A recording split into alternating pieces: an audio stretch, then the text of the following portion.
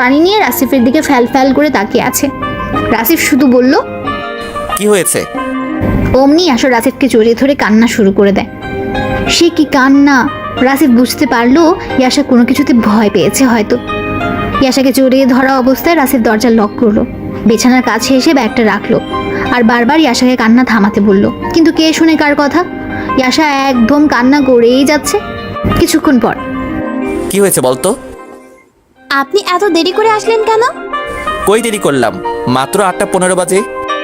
আমি ভয় পেয়েছি। কি দেখে? কেমন শুনশান পরিবেশ, কোনো আওয়াজ নেই। রাত তো একই রকম। কাল তো এইরকম ছিল না। কাল যে আমি ছিলাম। বাড়িওয়ালা আসছিল। আমাকে ছাড়, তারপর কথা বল। না, আগে শোনেন। বল, শুনতেছি। বাড়িওয়ালা আসছিল তো ওনাকে আমি ভেতরে আসতে বলিনি। মুখ দেখে মনে হলো রাগ করেছে। আমার সাথে দেখা হয়েছিল, উনি তোর এই কথা বলার পরে বলছি যে তুই পর্দা করিস, পরে আর কিছু বলেনি।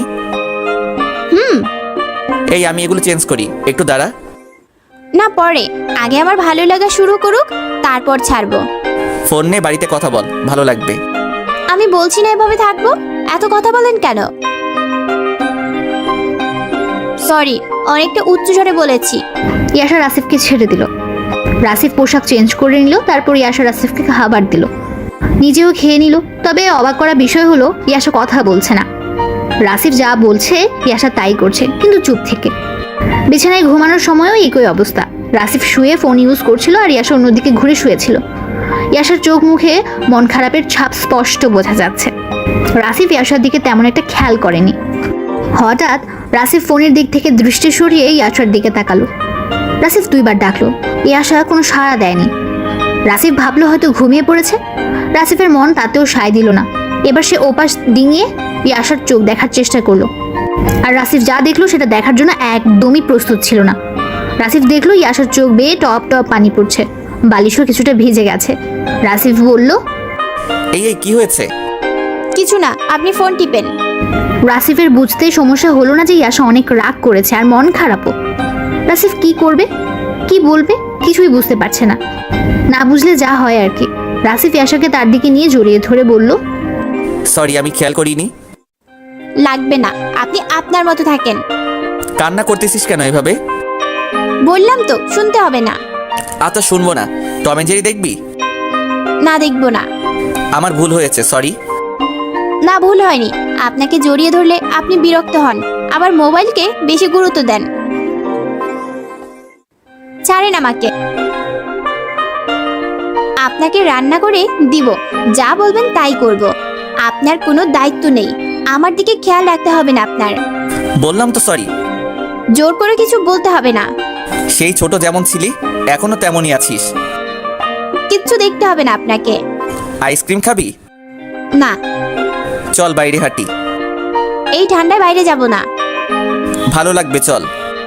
এত শক্ত করে জড়িয়ে ধরেছেন কেন? ব্যথা পাই না আমি? তুই ছুটে যেতে পারিস। রাগ কমানোর বৃথা চেষ্টা করতেছেন, এতে কাজ হবে না। আপনি ঘুমান। আমি রাগ ভাঙাতে জানি। জানেন না?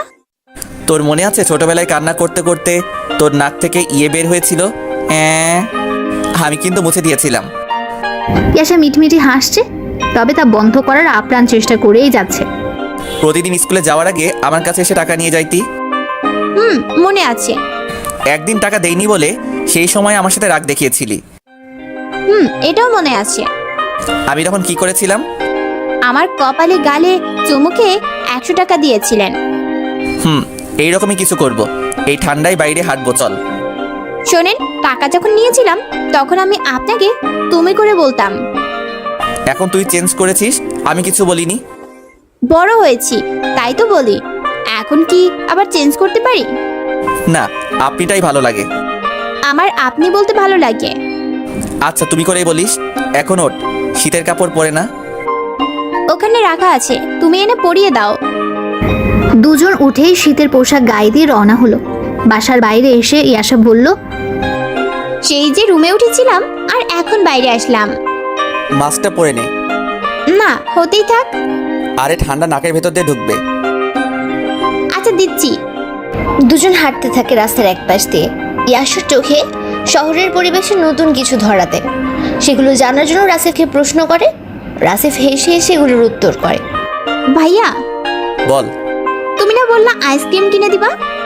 আগে হাঁটতে থাকি, বাসায় ফেরার সময় খাবো। আমি তোমার হাতটা ধরি। ঠিক আছে, ধর। আমরা কি সারা জীবন এভাবে থাকবো? ইয়াসার এই প্রশ্নে রাসিফ আটকে যায়। ইয়াসা তার ভালো লাগা থেকে প্রশ্নটা করেছে। ভাইয়া বলো। হ্যাঁ, এভাবেই থাকবো। ও, তাহলে তো আমার কোনো চিন্তাই নেই। কেন? আরে তুমি থাকলে আমার এত ফ্রি লাগে, মনে হয় মানে আমি গুছিয়ে প্রকাশ করতে পারবো না, তবে মনে হয় যা ইচ্ছা তাই করতে পারবো। বুঝেছি। দুজন হাঁটতে হাঁটতে রাস্তার একটা ল্যাম্প পোস্টের নিচে দাঁড়ায়। ল্যাম্প পোস্টের আলোতে ইয়াসার মুখটা খুব ভালো করে দেখছে রাসিফ। মেয়েটাকে এখন বেশ আনন্দিত লাগছে। আশপাশে জনশূন্য থাকায় ইয়াসা রাসিফের সাথে বেশ ভালোভাবে মিশে যাচ্ছিল। নানান প্রশ্নে রাসিফকে না যেয়ে হাল অবস্থায় ফেলে আবার একটু দুষ্টুমি করে তাকে হাসানো, এরকমই চলছিল। রাত একটু বেশি হওয়ায় ওরা বাসার দিকে রওনা দিল। বাসার কাছাকাছি একটা দোকান থেকে কিছু আইসক্রিম কিনলো। দুজনে একটা করে নিয়ে খেলো, বাকিগুলো নিয়ে আসলো। রুমে আসার পর ওহ, কি যে ভালো লাগছে, এমন সময় আমার কখনো কাটেনি। তাই? হ্যাঁ, তুমি তো জানোই সন্ধ্যা হলে সেই যে ঘরে ওঠা, আর কি বেরোনো যায়? তবে একটা জিনিস খুবই বাজে লাগছে। কি সেটা? পুরো রাস্তাটা কেমন যেন গন্ধ। কিচ্ছু করার নেই, শহরে থাকতে হলে পচা গন্ধ আর ধুলাবালিকে ভালোবাসতে হবে। ওহ, ভালো কথা। কাল তো অফিসে যাবে। তোমার সাথে যোগাযোগ করার জন্য একটা মোবাইলের দরকার ছিল, সেটা আনোনি? ওহ নো, একদম ভুলে গেছি। আচ্ছা, সমস্যা নেই, কাল আনবা কিন্তু। দুজন বিছানায় গেল, যে যার মতো ঘুমিয়ে গেল। মাঝরাতে হুট করে রাসিফের ঘুম ভাঙে। চোখ খুলে প্রথমে মোবাইল থেকে সময়টা দেখে নেয়, এরপর ইয়াসার দিকে তাকায়। ইয়াসার উপর কম্বলটা একটু ভালো করে টেনে দেয়। ইয়াসা তার দিকে মুখ করে তখন ঘুমাচ্ছিল। ইয়াসা রাতে ভয় পায়, তাই রুমের লাইটটা অফ করেনি রাসিফ।